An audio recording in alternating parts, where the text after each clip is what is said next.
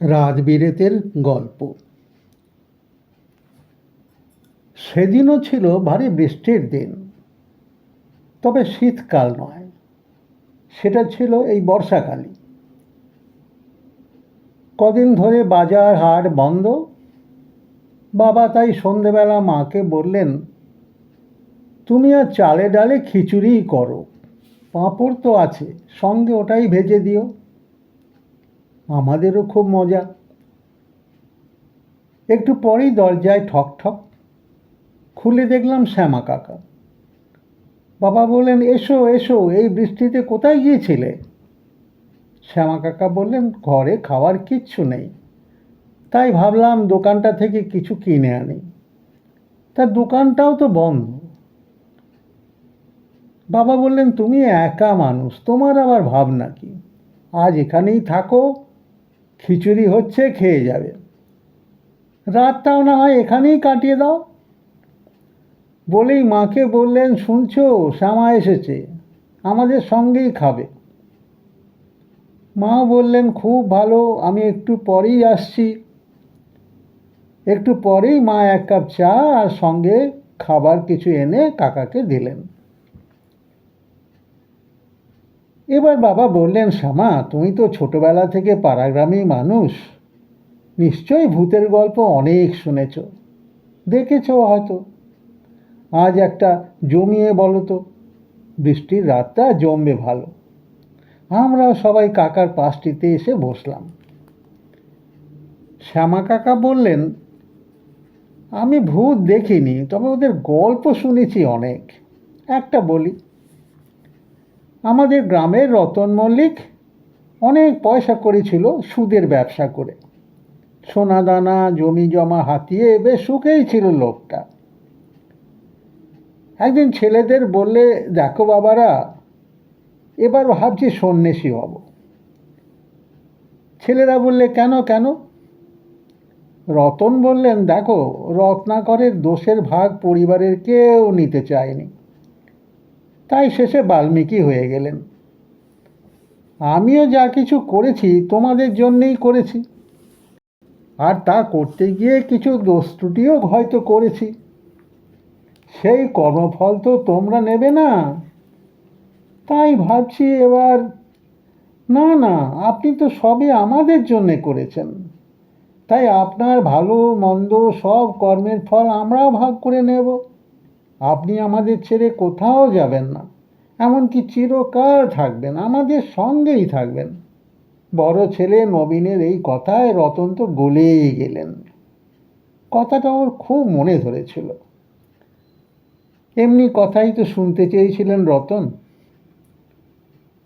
গ্রামে রতনকে সবাই মান্যিগণ্যি করে ওর টাকার জন্যে। এই গাঁয়েই এক মাস্টারমশাই থাকতেন দূরের এক স্কুলের। তিনি ওকে বলতেন, আপনি একজন বড় মানুষ, কেউকেটা মানুষ, বৃদ্ধা জীব, আপনি পাশে থাকলে ভরসা পাই। কথাগুলো যে ব্যঙ্গ করে বলতেন কে আর বুঝত। বৃদ্ধাজীব কথাটার মানে জানার মতো শিক্ষিত মানুষও গ্রামে ছিল না। শব্দটাকে ভারী কিছু একটা উপাধি মনে করে বৃদ্ধাজীব কাকা, বৃদ্ধাজীব জেঠু এই বলেই কেউ কেউ ডাকত।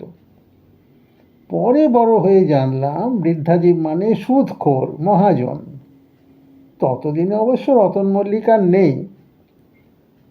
তা সেই রতন মল্লিক কোনো এক জ্যৈষ্ঠ মাসের অমাবস্যায় মারা গেলেন।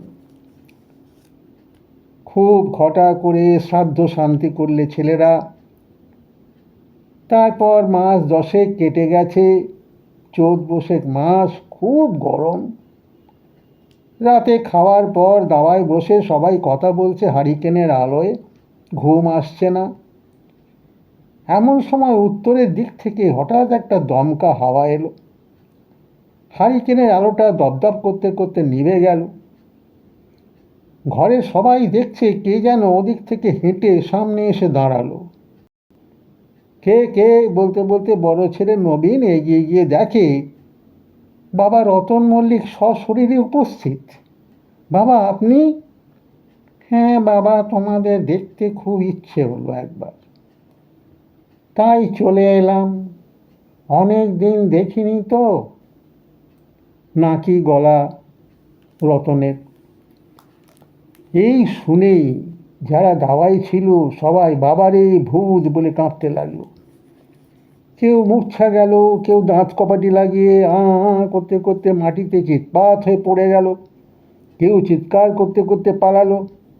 একমাত্র নবীনই মনে জোর নিয়ে কথা বলছে, বাবা দেখছেন দেখছেন তো কি অবস্থা, এদের কি করে এবার সামলাই বলুন, আপনি বরং আসুন।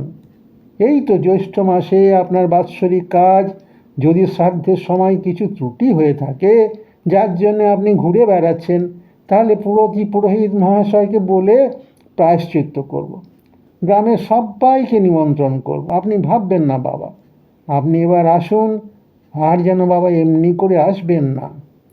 বুঝতে পারিনি বাবা যে এত তাড়াতাড়ি তোমাদের কাছে এত দূরের মানুষ হয়ে গেছি।